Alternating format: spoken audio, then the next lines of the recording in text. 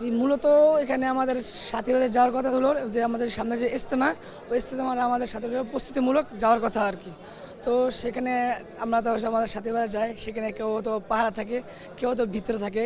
তো তারা আর কি প্রায় রাত 4টার কিছুক্ষণ আগ দিয়ে আর কি তা কারা পাহারাতে ছিল, কারা ঘুমন্ত ছিল।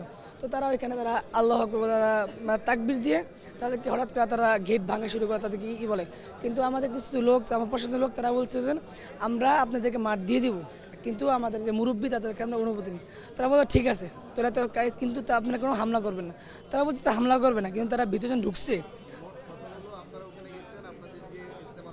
জি জি, প্রস্তুতিমূলকটা, জি জি, কিন্তু তাদেরকে জোর করার জন্য তাদেরকে যে ডিয়াবাড়ি যেটা স্থানে ছিল ওইখানে তাদেরকে দেওয়া হয়েছিল, কিন্তু তারা ওইখানে তারা না মেনে সরকার তাদেরকে দেওয়া হয়েছিল ওইখানে, কিন্তু তারা সরকারকে তো অবমাননা করে তারা ওইখানে আমাদের সাথী ভাইয়ের উপরে তারা।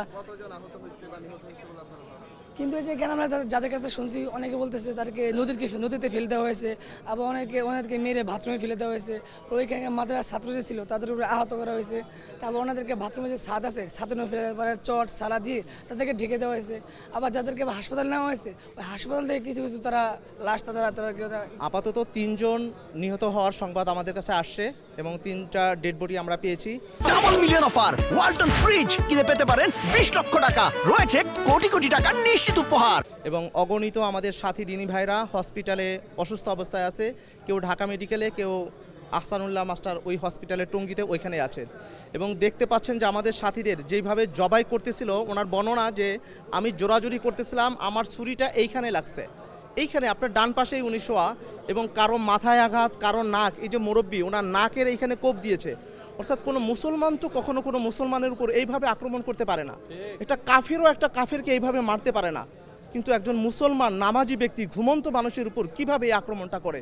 নিশ্চয় এইটার পিছনে অনেক ধরনের কোনো কারণ আছে। তারা দিনের লেবাস নিয়ে, দিনের সুরত নিয়ে, এই দিনের মেহনতকে তারা এরকমভাবে নষ্ট করতে চাচ্ছে। সারা পৃথিবীর একটা ইমেজ বাংলাদেশে ইজতেমা হয়, এই ইজতেমাকে, এই ইমেজকে নষ্ট করতে চাচ্ছে। এই তাবলিগের একটা মোবারক মেহনত, যেই মেহনতে মানুষ 3 দিন 1 চিল্লা সময় লাগে জীবনকে পরিবর্তন করে দিচ্ছে, এই মেহনতকে তারা নষ্ট করতে যাচ্ছে। আল্লাহ সবাইকে হেফাজত করুক। 29/1/2 জানুয়ারি 19 তারিখ, জি ওখানে আমরা ছিলাম আর কি, সাথী ভাইরা ছিল, ওনাদের সাথে ছিলাম।